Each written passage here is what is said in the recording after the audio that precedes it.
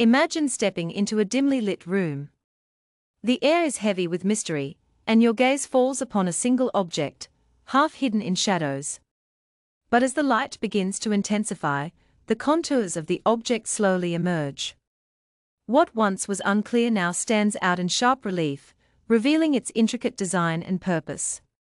Yet, no matter how brightly the light shines, the object still bears the mark of limitation. It is not eternal, nor unchanging. What then could explain the existence of this object? In the same way, we face the question of existence itself. What forces have shaped our universe, bringing order out of chaos? And beyond the immediate, what force lies behind the order that governs it all? This is not just an intellectual puzzle, it's a fundamental question that has haunted thinkers throughout the ages. A question that, centuries ago, a quiet young man named Thomas Aquinas grappled with. Born in 1225, he was known for his silence in the classroom, earning him the nickname, the dumb ox, from his peers. Yet, despite his quiet demeanor, Aquinas's mind was anything but silent. Inside him, a profound transformation was underway, one that would change the course of history. He was destined to become one of the greatest philosophers and theologians the world has ever known. In the 13th century, Aquinas took on an audacious challenge, to prove the existence of God not through faith, but through reason alone. Imagine, if you will, a courtroom where the judge demands that you prove the existence of God, but you are allowed to use nothing but logic. No appeals to the supernatural, no reliance on religious texts, just pure, unassailable reason. In this intellectual arena, Aquinas stood tall, crafting what would become known as the 5 ways, 5 rational arguments that he believed demonstrated the existence of God. But do these arguments still hold in our modern world, where science reigns supreme? Today, we embark on a journey to revisit Aquinas's 5 ways and explore their relevance in an age dominated by scientific discovery. Aquinas's first argument is simple yet profound: the unmoved mover. Imagine the universe as a vast, cosmic dance, with everything in motion: planets spinning, rivers flowing, trees swaying. But if everything in motion is moved by something else, the question arises: what started it all? Without an initial push, motion would never have begun. Aquinas argued that there must be a first cause, something that set everything in motion without itself being moved by anything else. This, he believed, was God, the unmoved mover. As we look to modern science, some might point to the Big Bang as the origin of the universe's motion.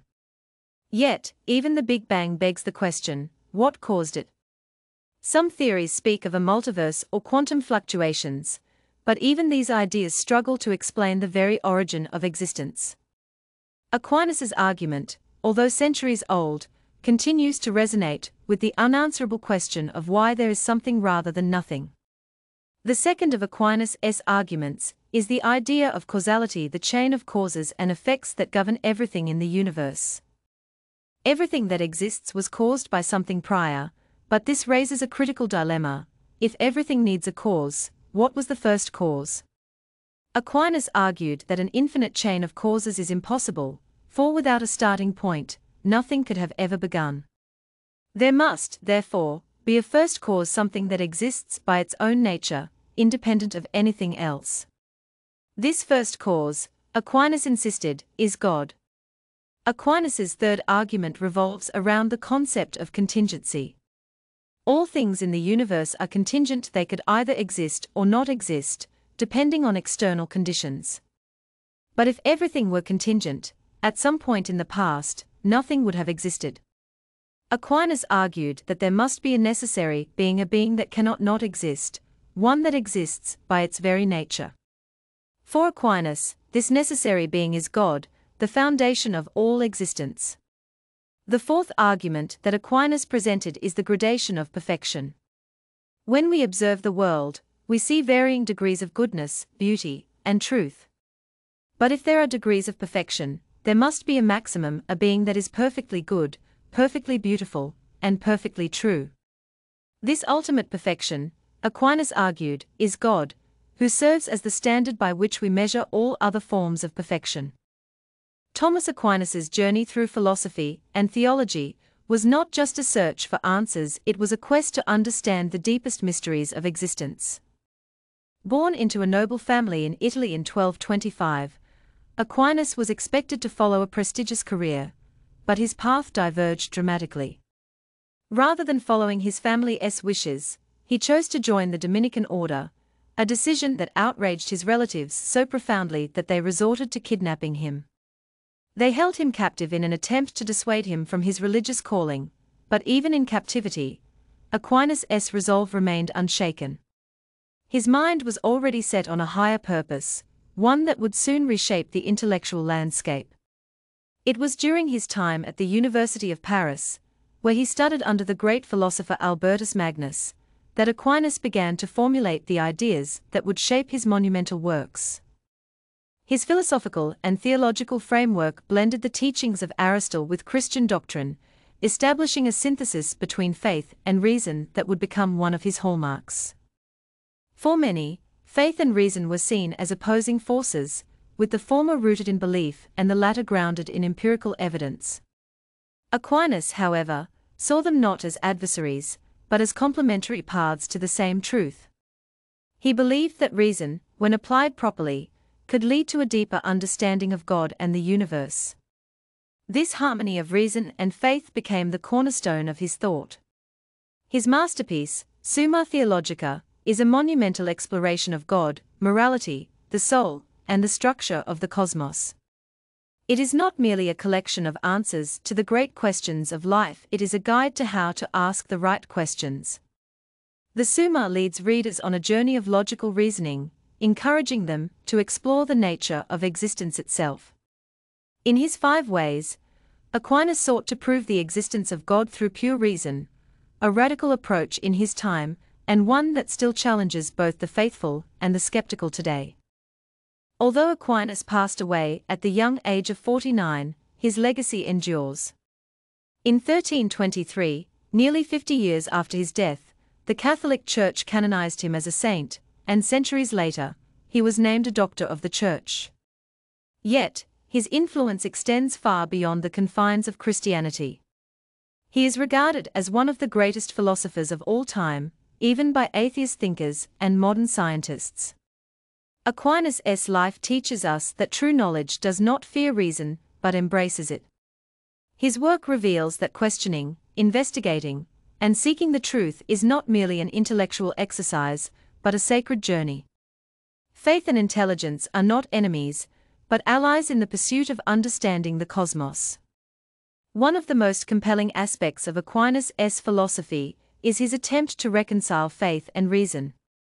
His 5 ways to prove the existence of God are logical steps in understanding a divine presence behind the universe, each one building upon the other, like a chain of reasoning that leads to an inevitable conclusion.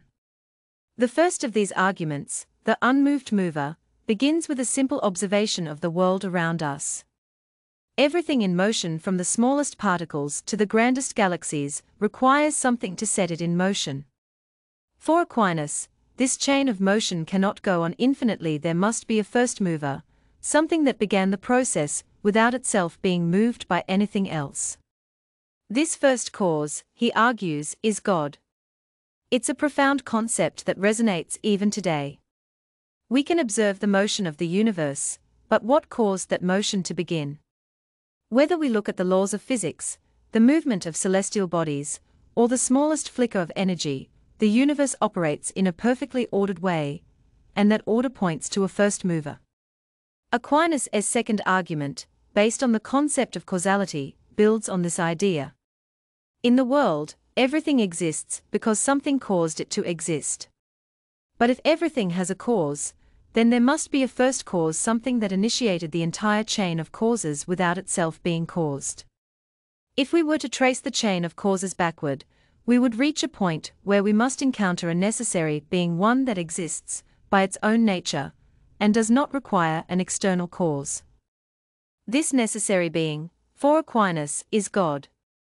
What is fascinating about this argument is how it confronts the idea of infinite regression. If everything requires a cause, then the universe could never have come into being, because there would be no starting point. The very existence of the universe points to the necessity of a first cause. This is where Aquinas' reasoning meets with modern scientific inquiries into the origins of the universe. The Big Bang theory, for example, speaks to the beginning of the universe, but it does not answer the question of why there was a beginning in the first place. Aquinas' argument invites us to reflect on this gap, on the need for a first cause that set everything into motion.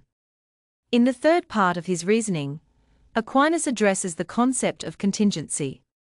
All things in the universe are contingent, they exist because of something else. But if everything were contingent, at some point in time, nothing would have existed. Aquinas argues that there must be something that exists, by its very nature, something that does not depend on anything else for its existence. This, for him, is God, the necessary being who sustains all contingent existence. Aquinas' fourth argument explores the hierarchy of perfections. If we observe the world, we can recognize varying degrees of beauty, goodness, and truth.